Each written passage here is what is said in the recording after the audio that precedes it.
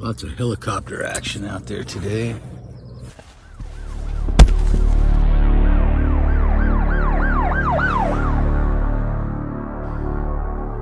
Didn't say anything. He just looked at me with a fuzzy look. Here's why I avoid campsites, especially state parks. But that was epic. Guys like circled around like 3 times. Kind of caused a little ruckus, I guess. I mean, this place is on fire. I mean, there's a ton of people partying here. Had to stay in a campground tonight. I'm gonna zip up the tent and tell you how it's going out here and some of the weird shit that's happening to me. Beautiful day in the desert, and then the dreaded diaper. Are you kidding me? Right out the window, probably. Interesting how state parks, some of them you drive up to them and they actually look like a customs crossing. And that's what it felt like at this one. Well, this place has a really sketchy vibe since I got here, and they've been circling around me, and I'm not sure what's going on. Here's proof the latest system just doesn't know how to deal with a guy like me living on a bike. They scrutinized my passport card, by the way, a bunch of other stuff I'm going to tell you about. They couldn't believe I didn't have a car. But if you're like me, even if you're not, even if you just travel on a bike, you're a bike tour person, bike packer, you should know these things. I live on a bike, so maybe I'm more scrutinized.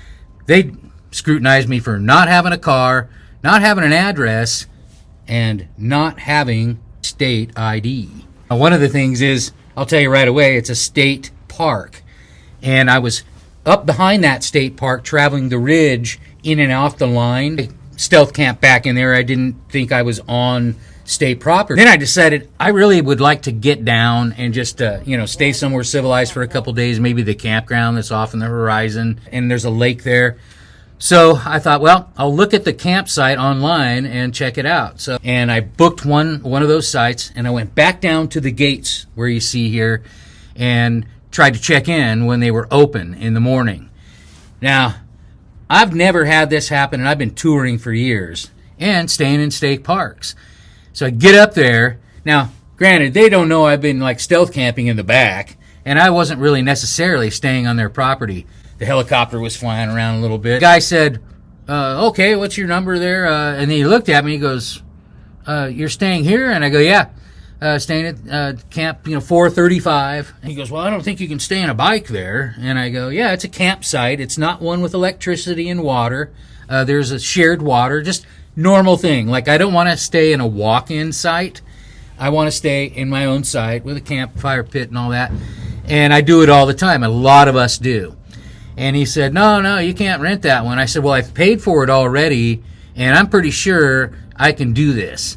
And he goes, well, you don't have, he says, you don't have a driver's license, and you don't have a license on a car. And I'm like, listen, I have a passport number. Now, here's the other thing I want to mention in here to everybody is they try to scan, at a lot of places, they try to scan your driver's license.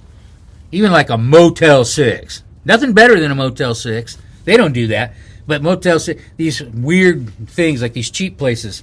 Anyway, and the campground now was they wanted to scan my passport card, and they couldn't. I've already paid for it, and they were making a big deal about me being on a bike.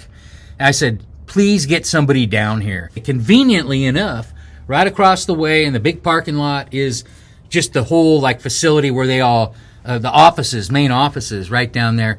So I said, can you get somebody over here? And right away, one of the law enforcement guys came over, and he said, what are you doing? I'm bike touring, no big deal, right? And I said, I don't have an address. And he was like, you don't have an address? And I go, listen, look, I have a passport. I'm an American citizen. I have a passport card. I have a phone number. I'm giving you my phone number. And that's all you need. I don't have a physical address to give you. And so then I said, well, here, let me just give you, just to make this smoother, let me give you a friend's physical address. And I did that. I gave my phone number, and it was this big, weird thing, total vibe. And we got 2 rangers there, and I'm talking to the 2 staff in the little booth, and then I hear the sirens coming after this whole conversation is almost done, and I'm like, okay, and then they go past. I mean, this place is on fire. I mean, there's a ton of people partying here. I've never had that happen. And this guy was new, too, at the booth and didn't know how to deal with me and give me my little tag. for my rear view mirror. Really weird.